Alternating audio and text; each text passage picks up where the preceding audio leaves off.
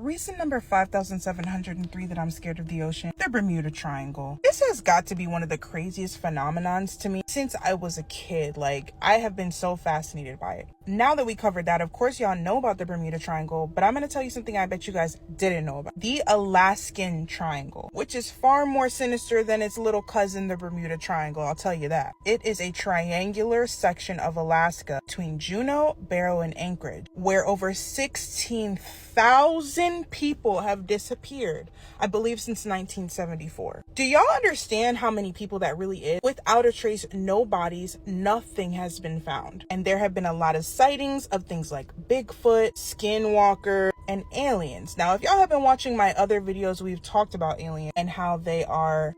Wait a second. Pause.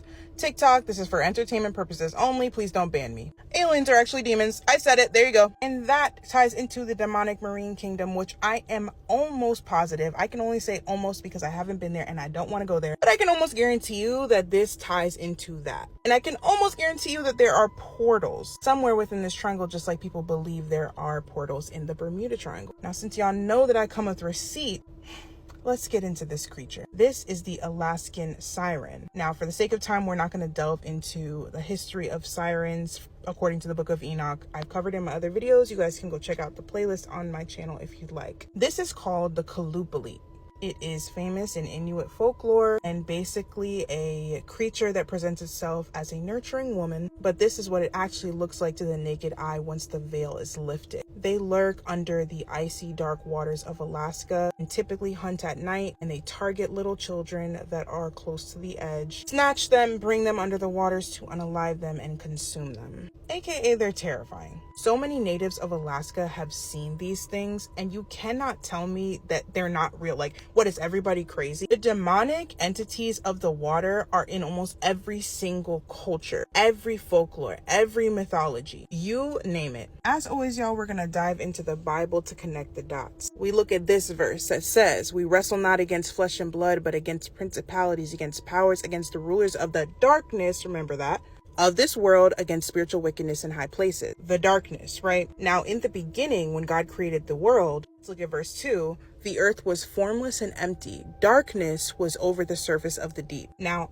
I don't really think that he's talking about physical darkness. I think he's talking about the enemy, like Satan was over the waters, because I feel like there's a lot of demons that hide in that domain. I only believe this because when it comes to the new earth and heaven, why do you think God said that there will be no sea? "Then I saw a new heaven and a new earth, for the first heaven and the first earth had passed away, and there was no longer any sea." Why would that be specified? Y'all, the ocean is sinister, okay? I don't think y'all are really understanding why I don't go past my ankles in the ocean anymore. Now, at the end of the day, it was still created by God. So that's why a lot of us feel very at peace at the beach. Like, I still feel at peace at the beach. I find water very calming. The enemy can try to pervert God's creation, but at the end of the day, he is the Alpha and the Omega, the beginning and the end. However, the ocean is not my playground, and this is why, guys. As always, make sure you like and follow and comment down below if you want a part 2. I really just don't think you guys are ready for this conversation. If we really get biblical with it, I promise you, you will never want to go into the ocean again, because we are separated from the waters above and the waters below by the firmament set by God. The demonic marine kingdom is very much real, and I wouldn't put it past the ocean to have a whole kingdom of demons at the bottom of it. Not to mention the fact that space is actually at the bottom of the ocean, and the aliens that you think you see are demons. Why do you think that Jesus walked on water? Why do you think he calmed the sea?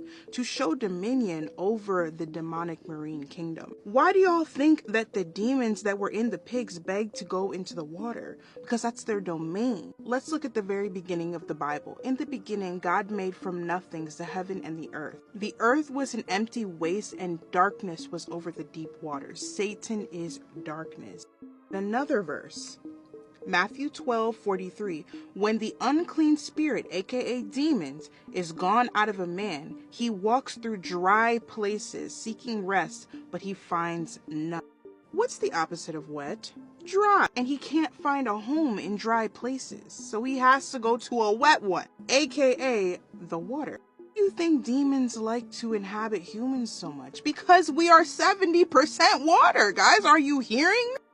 Have you ever been on a cruise? I will tell you one thing. The first time I went on a cruise and I was in the middle of the ocean at night, I was so scared. Like, not even because I didn't know it was under me, but I felt this incredible feeling of unease. Like, I was like, I shouldn't be here. I don't belong here. Where is land?